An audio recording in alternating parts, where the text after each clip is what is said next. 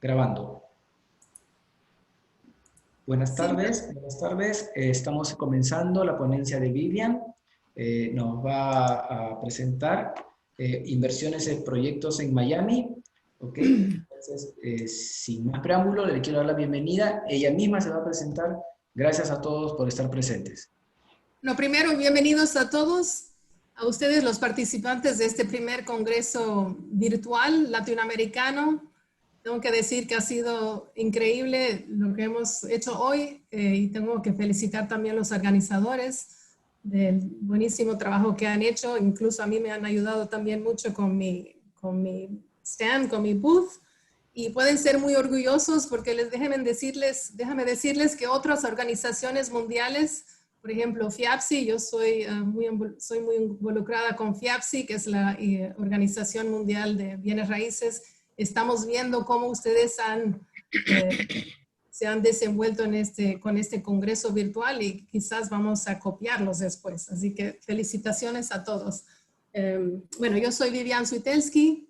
Yo sé que estás teniendo dificultades de decir mi apellido. Es Swietelsky, es fácil una vez que uno lo aprende. Y bueno, soy corredora de bienes raíces comerciales y de lujo, de residencial de lujo en el sur de la Florida y en Miami. Y soy fundadora del grupo VS Miami Properties Group. Y hace un poco menos de un año me afilié con Charter Realty Partners, la cual es la corredora de bienes que está adentro de la organización de MEC Development. Y aquí conmigo están Raúl de Varona y Tomás Pocenti, que son los fundadores de MEC Development Associates en Miami y en el sur de la Florida. Es una compañía con mucho éxito, con mucha experiencia y que han desarrollado muchos proyectos fantásticos, incluso uno que acaban de terminar y seguro les vamos a hablar un poco más de eso. Así que es un honor de presentarlos y quería primero a Raúl, bueno, Raúl le voy a decir RJ, porque aquí todos le decimos RJ. Así que RJ, quisieras por favor a lo mejor decirnos un poco de tu experiencia y cómo fue que viniste a ser un desarrollador muy exitoso en el sur de la Florida. Buenas noches a todos. Gracias por esta invitación a participar con ustedes en este congreso virtual. Sabemos que todo hoy día es un reto en todo lo que tiene que ver con reuniones y compartimos con ustedes la gran angustia que está pasando el Perú con esta epidemia del COVID, verdaderamente que es algo muy espantoso. Aunque no soy peruano, tengo mucha afinidad con Perú y de hecho soy vicepresidente del capítulo de Miami de la Asociación Emergencia Ayacucho, que es una organización sin fin de lucro que apoya unos orfanatos que están en Ayacucho, en los Andes peruanos. Yo siempre me he envuelto en el campo inmobiliario.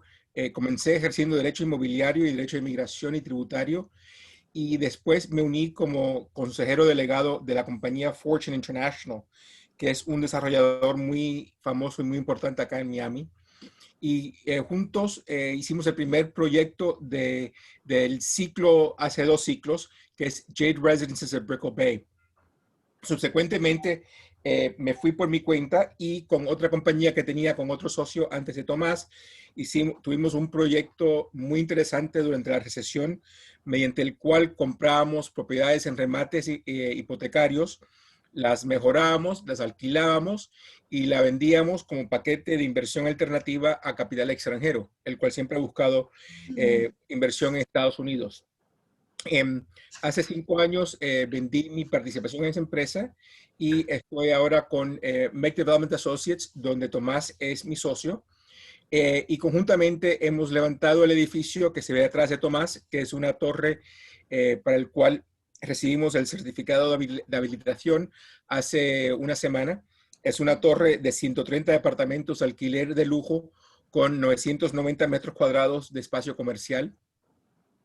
Antes de eso, construimos una torre de 9.700 metros cuadrados de condominio comercial, condominio de oficinas, en la Ponce de León, en Coral Gables.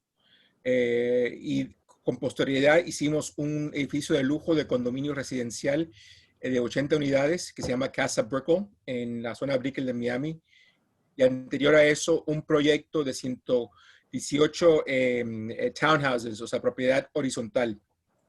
Nosotros, el énfasis nuestro es en el sur de la Florida y conocemos todos los hitos del mercado en el desarrollo tanto inmobiliario como comercial. Gracias, Raúl. Y bueno, en un momentito también voy a enseñarles el website de MEC Development para que vean también los proyectos. Bueno, Tomás, tú también tienes una experiencia muy única y quería que nos contaras también cómo fue que te asociaste con RJ. Saludos a todos los televidentes. Desde Miami les doy un saludo.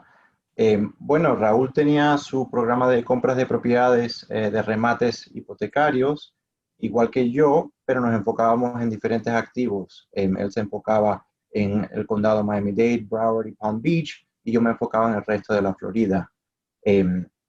Hace años nos coincidimos en las subastas de Miami y empezamos a colaborar en algunos temas y ahora, adelante, 5 años después, ya somos socios en MEC y Charter. Bueno, en vista de que ambos de ustedes tienen tanta experiencia en este ramen de los REOs, de las ejecuciones hipotecarias bancarias, ¿ustedes piensan que vamos a tener el mismo escenario ahora después de la baja del estado del mercado de real estate en el sur de la Florida? Tomás. Bueno, las condiciones que habían entre el 2007 y el 2010 no existen y no están presentes hoy en día en el sistema financiero.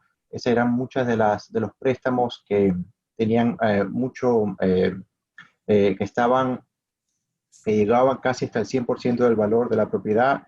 Eso ya no existe. Lo que eran las hipotecas ajustables tampoco existen o son tan comunes como eran tanto. Básicamente cualquiera que pedía préstamo en esa época se lo daban, no verificaban ingresos, no tenía tanto control. Bueno, ese era el sistema ya. Hoy en día ha habido muchas restricciones en ese tema y ya no creo que existe ese problema como lo teníamos antes. Claro, con el COVID hoy en día se puede ver de que eso va a tener sus consecuencias, como que estás viendo en algunos centros urbanos, como nos dijo nuestros socios en Nueva York, de que básicamente la ocupación de los edificios ha bajado de un promedio de los 94 a casi ahora el 65% hoy en día, que eso, si tienes un préstamo bien alto, puede causar un déficit de flujo de caja que puede afectar eso. También estás viendo las tiendas comerciales al detalle que tienen en la Quinta Avenida en Nueva York, o si ves en cualquier centro urbano, estás viendo las dificultades que han tenido. Muchos han cerrado, muchos no han podido pagar la renta o no han tenido un arreglo con el propio dueño del edificio. Eso también va a tener sus consecuencias, que tendremos que ver qué es lo que va a pasar. Estamos pendientes también. Raúl, si quieres agregar algo. Voy a comentar que, o sea, el punto de Tomás es muy importante. Hay que diferenciar el mercado residencial, el mercado comercial en lo que se llama la venta al detalle, los espacios del detalle y lo que es el espacio comercial de oficinas. En el tema de oficinas es muy interesante porque obviamente con el tema del trabajo remoto o virtual, muchos hablaban de que iba a haber que iba a bajar mucho el nivel de ocupación y el nivel de demanda de ese tipo de espacio. Y en realidad sí ha bajado, pero muchas empresas, aunque tengan el trabajo virtual o remoto, aún le hacen falta una presencia física. Lo que sí se está viendo es que quizás las empresas reduzcan el tamaño de los pisos que vayan a tomar y, por ejemplo, en ciertos mercados como en Tampa y en St. Petersburg y en Orlando, se está viendo que hay muchas compañías que están yendo desde los rascacielos, que es el tipo A, más a los tipos B, donde hay menos espacios comunes, menos necesidad de entrar en ascensores, etcétera, para bajar la posibilidad de repartir el COVID. Pero en resumen, en la pregunta de Vivian, o sea, la crisis hipotecaria del 2006-2007 en lo residencial no se volverá a repetir. Quizás pueda haber una pequeña desviación en el mercado comercial, pero, o sea, muchos están diciendo que se están sentando para coger, como se llama acá, el low hanging fruit, o sea, la fruta que está muy bajita, o el distressed assets. Y no va a llegar a ese punto. Sí habrá unos ajustes en valores, pero el mercado residencial seguirá fuerte, obviamente, más hacia los suburbios que los centros urbanos. Y del punto de desarrollo hay que diseñar edificios que traen más precauciones contra el COVID, menos espacios generales y comunes, unos espacios más grandes para que no estén uno encima del otro y con precauciones. Por ejemplo, el edificio que está atrás de Tomás, que acabamos de abrir, para el uso de la piscina, para el uso del gimnasio, para el uso del salón social, para el uso del centro de media, tienen que reservarlo previamente con la administración. Y hay un límite de personas que pueden estar en un momento, pero son las precauciones que el CDC sugiere y las que todos tenemos que tomar. Interesante. Quería comentarles también, por ejemplo, yo también hago con hoteles, yo vendo hoteles y mucha gente al principio de COVID me llamaron los clientes y decían, ¿tienes algún hotel a la venta que esté ya distressed? Y claro, los hoteles y la industria hotelera y los de hospitality están esperando a ver qué pasa, no van a vender inmediatamente un hotel que estaba perfectamente normal al comienzo de COVID. Por supuesto van a ser afectados, pero eso es un buen signo también de que la gente se está esperando y que va a recuperar. Se dicen, según los pronósticos, que se puede recuperar el sur de la Florida. Pienso ustedes, RJ y Tomás, ¿qué piensan de eso? Creo que el sur de la Florida se va a recuperar más rápido que otros sectores de Estados Unidos. Mira, Vivian, todo depende, porque como todos saben, el punto de crisis en Estados Unidos fue en Nueva York en abril-mayo. Entonces, mientras que Nueva York se recuperaba, la Florida tuvo un segundo incremento en los casos de COVID. Ese nivel ha bajado, pero, o sea, todo depende. O sea, en la industria hotelera, sí, ya se está viendo un nivel de ocupación un poquito más alto de los niveles horribles que estuvieron durante el peor momento de la crisis. Pero, o sea, el tema hotelero depende mucho de los viajes de avión. Y si uno sigue las noticias de los pronósticos para las líneas aéreas, están diciendo que las líneas aéreas no van a recuperar los niveles que tenían de antes del COVID hasta el 2022. Y eso obviamente va a tener un efecto en la ocupación hotelera, porque mucha ocupación hotelera es internacional. Aún hay restricciones de entrada a Estados Unidos de ciertos países. Igual que hay muchos países latinoamericanos que tienen la misma restricción. Entonces, todo eso afecta el nivel de ocupación hotelera. Es cierto. Y bueno, una pregunta que les quería hacer a los dos, ¿qué es lo que les gusta más, qué proyectos les gusta más desarrollar y qué es lo que ustedes buscan, por ejemplo, en un terreno cuando lo ven? O qué es lo que es crítico para hacer esas decisiones de avanzar? Bueno, a nosotros nos gusta desarrollar algunos proyectos que tengan un valor único, que sea por ubicación, cercanía al transporte público, como el que está detrás de mí, que es en Coconut Grove, está justo al lado de la estación de Metro Rail en Miami. Entonces, ese tiene un elemento de ese. Y en ciertos mercados, buscamos si está frente al agua, como tenemos otro proyecto. Voy a tomar la oportunidad para hacer un share screen y enseñar el...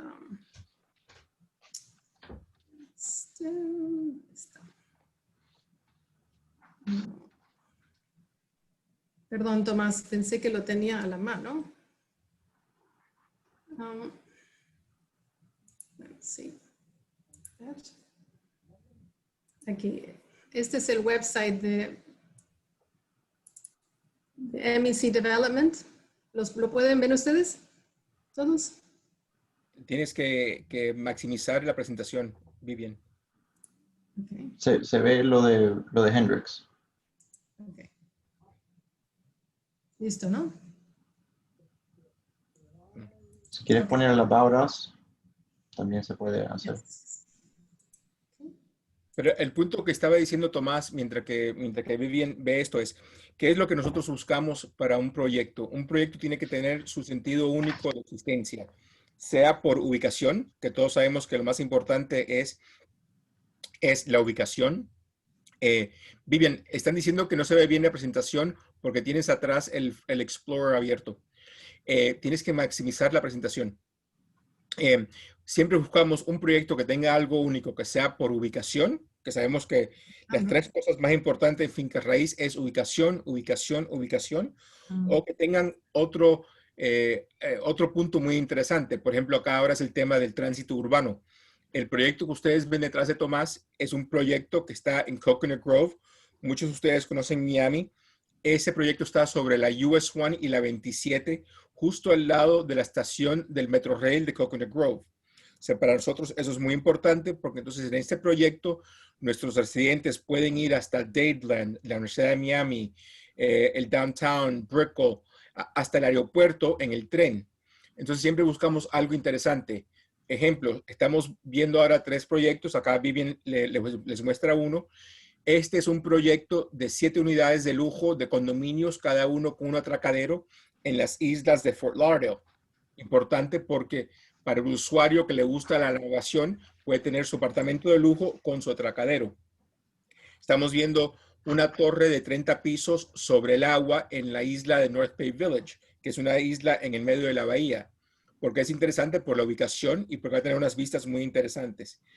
Y también estamos viendo ahora un proyecto en lo que se llama una zona de oportunidad, que es algo que fue creado a través de un cambio en el Código Tributario hace 3 años, donde crea unos beneficios si la propiedad se aguanta por 7 a 10 años, donde uno puede eximir parte de la utilidad de la ganancia imponible.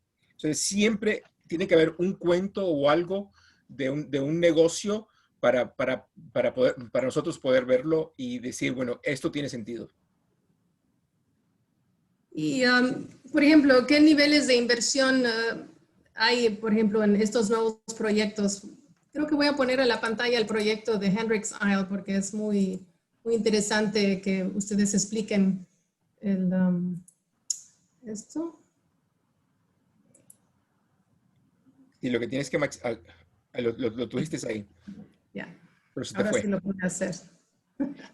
Sí, mire, por ejemplo, Hendrix Island es un poco raro porque este es un proyecto pequeño. Como dije, es un proyecto de 7 unidades donde el sellar, o sea, la venta global sería unos 15 millones y el costo del proyecto son unos 10 millones y medio. O sea, la pregunta es, bueno, ¿cómo se financian esos 10 millones y medio? Acá, en lo que es todo producto de venta, como ustedes bien sabrán, hace un par de años se incorporó el modelo latinoamericano, donde el comprador, cuando compra sobre planos, tiene que hacer unos depósitos. Ejemplo, acá en este proyecto pediremos el 60% en depósitos durante planos. Eso serían 20% del contrato, 20% cuando se comience la construcción y 20% cuando se llegue al techo. ¿Qué sucede? Que de los 10 millones y medio que hacen falta para la construcción, podremos usar 3 millones de depósitos de compradores. Entonces faltan 7. Esos 7 serían mitad capital y mitad deuda bancaria. Y así es como se va a financiar ese proyecto. Pero, por ejemplo, el proyecto que está atrás de Tomás fue un proyecto de 45 millones de dólares y ese fue financiado con un crédito hipotecario de 26 millones de un banco en Nueva York y el balance fue 90% de un fondo de inversión en Nueva York y 10% de capital nuestro propio. O sea, todo depende y depende de la especie de proyecto. Donde hay oportunidad de invertir es como parte del inversor, que es lo que se llama el limited partners, o sea, el socio limitado, el socio pasivo, que tiene un rendimiento establecido o donde los rendimientos son a través de unos benchmarks, o sea, de de unos objetivos basados en tasa interna de retorno, o invertir como parte del socio general, lo que es el co-GP. Y siempre hay variaciones. Siempre nos preguntan, bueno, ¿es posible empezar con un proyecto pequeño, algo de 5 unidades, 10 unidades, 15 unidades, etcétera? En otras partes, sí. Pero ¿qué es lo que pasa en el sur de la Florida, principalmente lo que es Miami y Fort Lauderdale? Que el costo del terreno, el costo del prado ha incrementado tanto que para que el negocio pueda ser rentable, tiene que tener ya un volumen más grande. Por eso 130, 140, 200 unidades. Raúl, yo sé que hemos estado trabajando con extranjeros interesados en invertir en inversiones en el sur de la Florida. ¿Puedes explicar, por ejemplo, lo que estabas diciendo, los beneficios que pueden ofrecer a través de las inversiones en bienes raíces? Bueno, o sea, hay ciertos hitos o ciertas estructuras que son beneficiosas para el extranjero para invertir en Estados Unidos. Por ejemplo, si un extranjero invierte en deuda, o sea, un extranjero le presta dinero a un proyecto inmobiliario en Estados Unidos, el rendimiento de esa deuda puede ser libre de impuesto americano a ese inversionista. Un ejemplo, Hendrix, hablemos de Hendrix un momentito. En el caso de Hendrix, la deuda serán 3 o 4 millones. Nosotros podemos ir a un banco acá o esa plata nos la puede prestar un inversor extranjero. Si nos las presta un inversor extranjero y ese inversor no tiene más del 10% de participación en el capital del desarrollador, entonces los intereses que devengue esa deuda serán libres de impuestos americanos. Un gran beneficio para un extranjero. Gran beneficio, sí. Pero también hay que ver que hay otras razones por las cuales los inversores invertían y siguen invirtiendo en Estados Unidos, que es obviamente el tema de riesgo político y también el tema de la seguridad de una inversión en dólares en Estados Unidos. Ahora, bien, cabe entender que sin entrar a una plática política, durante los últimos 3 años y medio han habido muchas contraindicaciones y muchos obstáculos para que inversores sigan viniendo a Estados Unidos o puedan tener una estructura inmobiliaria que les pueda dar algún respaldo migratorio, una visa de inversión o algo semejante. Obviamente, al extremo que haya un cambio de administración y de ideología acá, eso puede seguir aumentando la oportunidad y para que los extranjeros sigan invirtiendo en Estados Unidos, o si no hay un cambio de política, puede ser que sea más estricto. O sea, se ve desde los temas de que los consulados no están emitiendo ciertos visados hasta la limitación que hay para visas para todo tipo de visas. Pero no obstante esa gran complicación, la inversión en Estados Unidos, donde el riesgo político no debe existir y donde es una inversión segura y en dólares, donde no hay restricción en repartición de capital, sigue muy interesante. Quería mostrarles otra vez lo que había mostrado antes, que con la inversión de $5 millones, el retorno interno es de 30%. Y son 30 meses, ¿correcto, RJ?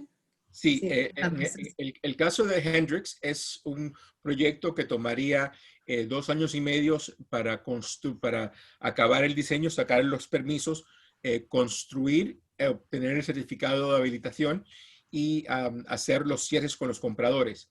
Sobre esos 30 meses, estimamos que la inversión de 5 millones tendrá una tasa de retorno, un TIR, de un 30%, que es bastante bueno.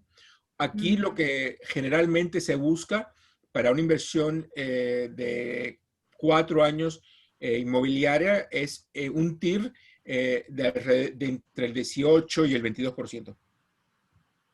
Parte de la razón que este edificio es tan atractivo en Fort Lauderdale es que tiene 8 muelles para tener el barco detrás de su propio condominio. Y Fort Lauderdale es muy conocido bueno, es llamado la Venecia de Estados Unidos. Es un paraíso para los que aman estar en los barcos y los yates. Y en esta zona en particular también es muy famosa y está muy cerca también de Downtown Fort Lauderdale y las olas y restaurantes y museos y la playa también. Así es que es una inversión excelente. Y además hay un edificio ahí existente que está también produciendo income, o sea, no es solamente terreno, así que también uno tiene ese ingreso antes de uno empezar a construir. Ese punto de Vivian es muy válido porque, como ella dice, hoy día hay un edificio existente donde la renta de ese edificio genera aproximadamente $130,000 anuales de ingreso operativo neto, el cual sobre el costo de la adquisición da un rendimiento de como un 6%, que es muy bueno en este mercado. Bueno, entonces, en resumen, RJ, ¿qué diría, y Tomás, qué dirían ustedes para nuestros participantes? ¿A qué niveles hay inversión? Por ejemplo, este proyecto vimos que hasta 5 millones. ¿Ustedes aceptarían más de un inversionista para los 5 millones o tiene que ser uno o parcial también? Todo depende. Nosotros hemos hecho todo tipo de inversión. Mientras menos inversores hayan, es mejor, obviamente. Pero, o sea, las oportunidades acá son muy interesantes porque aquí hay muchas habilidades y muchas oportunidades para invertir. Si uno pudiese crear un fondo, llamémosle de esa manera, entre varios inversores, y entonces con ese fondo poder entrar y comprar o pisar terrenos o hacer una financiación interna de un proyecto, sea a través de capital o a través de deuda, es muy interesante. O sea, acá siempre hay muchas oportunidades. Siempre, o sea, nosotros nos llegan por lo menos 3 o 4 a la semana, las cuales evaluamos, y si creemos que hay una posibilidad de hacer el negocio y que el modelo financiero rinde una tasa interesante, entonces salimos al mercado a buscar la plata, la guita, depende de dónde son ustedes, cómo le dirán. Lo que sí pasa muchas veces es que no existe tanto tiempo para uno hacer una presentación y empezar a hacer el roadshow para levantar la guita. Y es preferible ya tener un fondo cometido con una plata o en banco o con una condición de aporte ya hecha, donde identificada la posibilidad de inversión, se pueda ejecutar ya rápidamente. Cierto. Ustedes también tenían un proyecto en Orlando, discúlpame, Tomás, ¿correcto? Bueno, sí teníamos un proyecto en Orlando, pero una de las cosas que pasa acá siempre es que uno empieza a indagar y a operar sobre el proyecto. Y ese es un proyecto que para nosotros iba a ser muy interesante porque iba a ser el proyecto más grande de Orlando, pero cuando empezamos a hacer muchas investigaciones, nos dimos cuenta que había un tema de titularidad sobre un easement. El easement es una parte del terreno donde se le da un derecho de uso a un vecino. Y ese derecho de uso requería que retiráramos la construcción del edificio unos 30 pies, que ya no lo hacía factible. Pero siempre estamos viendo los proyectos. Acá tenemos, como le dije, el de Hendricks, hay uno en una zona de oportunidad, está el de North Bay Village y bueno, ya hay otro que hemos empezado a evaluar que está cerca de Coral Gables, que sería un proyecto muy, muy grande. Pero, o sea, este tipo de proyectos como el que se ve detrás de Tomás, acá pueden tomar 4 años, mientras que uno lo identifica, lo adquiere, hace el diseño, después de hacer el diseño, aprueba la ejecución de los planos, saca los planos, saca los permisos, el negocio con el contrato con el contratista, la financiación, que no es un tema fácil hoy día, y entonces levantar el edificio. Y entonces, ¿ustedes piensan que es un buen momento para inversionistas extranjeros de hacer un fondo o de venir de hablar con ustedes y hablar de lo que son las posibilidades? Siempre, o sea, siempre yo creo que siempre yo creo que es un tema interesante y un tema oportuno invertir. Y siempre hay oportunidades. O sea, el que pueda crear un fondo que esté ahí listo para ejecutar cuando haya una oportunidad, o sea, los deals están ahí. Claro. Sí, es cierto. Y especialmente cuando se habla de diversificar el riesgo que tiene, siendo en Perú o tener propiedades en el extranjero, siempre vale la pena por lo menos estudiar si es posible entre familias, invertir en los Estados Unidos. Siempre vale la pena, siempre estás protegido y siempre puedes llevar adelante.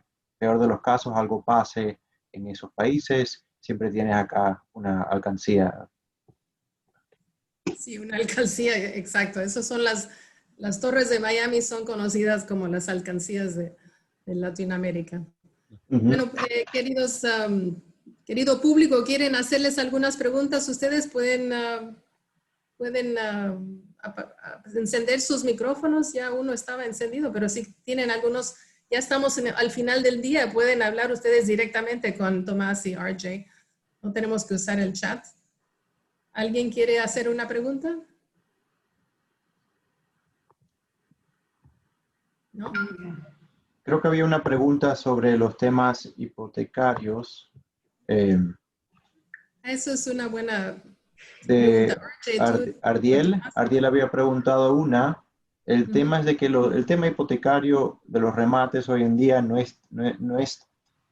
tantas propiedades como existía entre el 2008 y el 2010. Como RJ y yo teníamos un sistema, un programa de compras. Eso hoy no existe tanto. Antes cuando habían esas subastas, habían entre 100 y 300 propiedades cada martes o jueves, dependiendo del condado. Y hoy en día se ha limitado a, con lo que 20, de esas 20, quizás 5 van a bancarrota, quedan 15 y de las 15, 5 tienen problemas que no se quieren meter con eso y en realidad no se hace factible estar estudiando el mercado constantemente para hacer un programa de inversión hoy en día para eso. Bueno, pero por un ejemplo, quiero hacer un ejemplo que Vivian y Tomás reconocerán. Aunque el tema, como bien dice Tomás, de la compra de remates hipotecarios sobre subastas ya no es lo que hacía hace 10 años, de vez en cuando hay una oportunidad.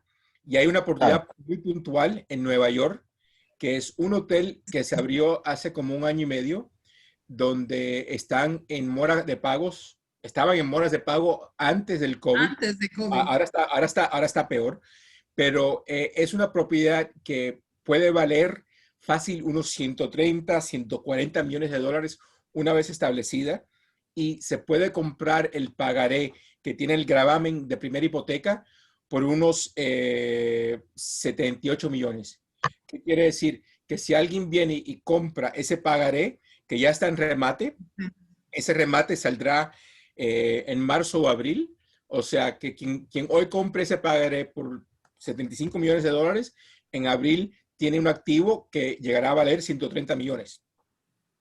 Pero son casos muy puntuales.